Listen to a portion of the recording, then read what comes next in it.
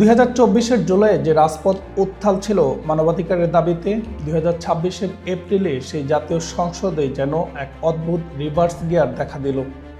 মানবাধিকার কমিশনকে শক্তিশালী করতে অন্তর্বর্তী সরকারের জারি করা সংস্কারমুখী অধ্যাদেশটি বাতিল করে দিয়ে আবারও আওয়ামী লীগের আমলে বিতর্কিত 2009 সালের আইনেই ফিরে গেল বর্তমান সরকার।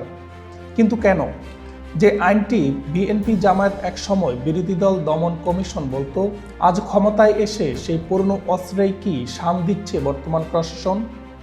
জাতীয় নাগরিক পার্টির সদস্য হাসনাত আবদুল্লাহর সেই বিস্ফোরক বক্তব্য আজ অনেক অস্বস্তিকর প্রশ্ন সামনে নিয়ে এসেছে।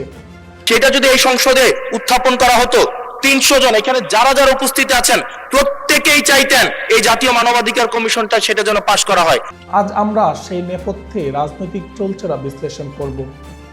বৃহস্পতিবার সকাল 10:30টা স্পিকার হাফিজ উদ্দিন আহমেদের সভাপতিত্বে যখন অধিবেশন শুরু হলো, তখন খুব কম মানুষই ভেবেছিল যে মানবাধিকার কমিশন বিল নিয়ে সংসদে এমন হট্টগোল হবে।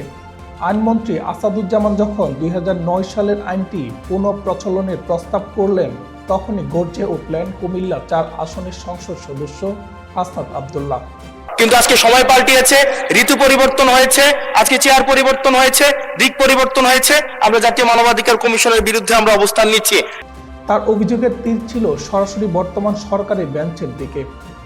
হাসনাত আবদুল্লাহর পয়েন্টটি ছিল অত্যন্ত যৌক্তিক এবং কঠোর। তিনি প্রশ্ন তুলেছেন, 2024-এর জুলাইয়ের আগে যদি এই আইনটি আসতো, তবে আজকের সরকারি দলের সদস্যরাই কি এর বিরোধিতা করতেন না? তখন তো এই মানবাধিকার কমিশনই গুম, খুন আর বিচার বহির্ভূত হত্যাকাণ্ডের বৈধতা দিয়েছিল। তবে কি চেয়ার বদলের সাথে সাথে আদর্শ বদলে গেল? এমন প্রশ্নই তুলেছেন হাসনাত আবদুল্লাহ। 2009 সালের যে আইন একটি সিলেকশন কমিটির 6 জন সদস্যের মধ্যে 5 জনই সরকার দলীয় এমপি বা আমলা থাকেন, সেই টোটো জগন্নাথ কমিশনকে আবারও কেন ফিরিয়ে আনা হচ্ছে? রহস্যটা শুধু মানবাধিকার কমিশনেই সীমাবদ্ধ নয়। হাসনাত আবদুল্লাহর বক্তব্যে একটি ভয়ঙ্কর আশঙ্কার কথা উঠে এসেছে। তিনি দাবি করেছেন, এই নতুন বিল পাশের মাধ্যমে কার্যত 2025 সালের গুম অধ্যাদেশ এবং জুলাই গণ অভ্যুত্থানের দায়মুক্তি অধ্যাদেশ, এই দুটি গুরুত্বপূর্ণ রক্ষা কবচকে অর্থহীন এবং অর্নামেন্টাল করে ফেলা হচ্ছে।